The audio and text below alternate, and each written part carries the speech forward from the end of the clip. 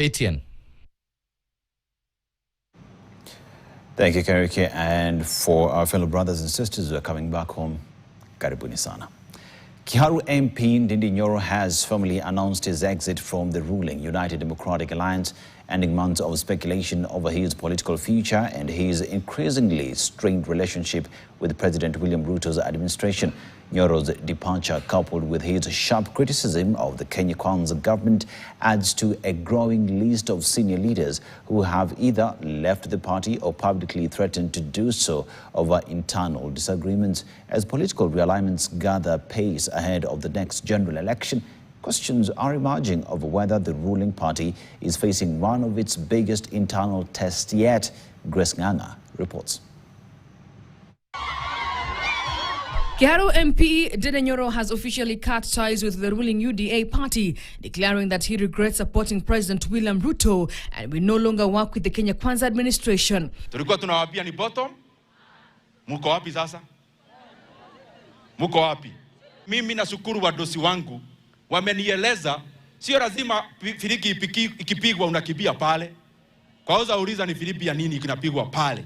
The announcement comes barely a week after Nyoro hinted that he will make a major political declaration while apologizing to Kenyans for his absence during Parliament's vote on the finance bill. Speaking in Kiharu, Murang'a County, while issuing bursary checks, Nyoro said the government had failed to live up to the promises that formed the foundation of the hustler agenda. Nyoro cited the rising cost of living, increased taxation, ballooning public debt, poor service delivery, and what he termed as a relaunch of projects initiated by previous administrations and other leaders as evidence that the government had lost its development agenda. Hawakuwa wanaelewa nchi iko namna gani.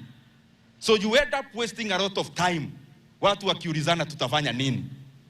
Na ndio mlikuwa mnaona even the first year.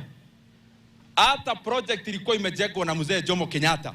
Ilikuwa inapakwa rangi, inafanywa relaunching. His remarks revives memories of the political fallout in Murang'a earlier this year when President William Ruto faced criticism from some leaders over the commissioning of projects they claimed had already been launched. Nyoro further accused the government of tolerating criminal gangs, warning that the culture of gonism could eventually turn against those currently in power. The government must know there is no one to cheat around.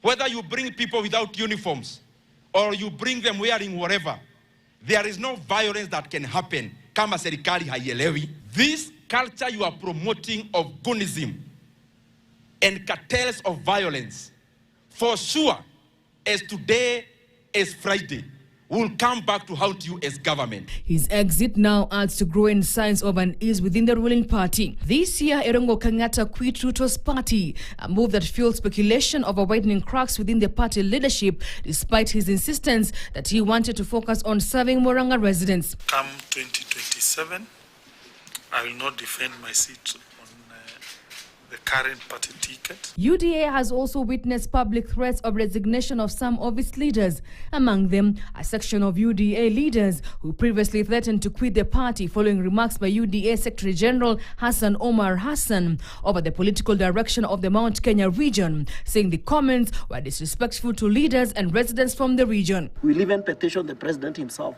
to make sure that if Omar doesn't resign, we cannot continue to be members of UDA if he continues to be the Secretary General. Those incidents have exposed simmering tensions within the ruling party over regional politics, succession debates, and the party's internal direction. Whether Nyoro's decision marks an isolated exit or the beginning of a broader political realignment within UDA remains to be seen.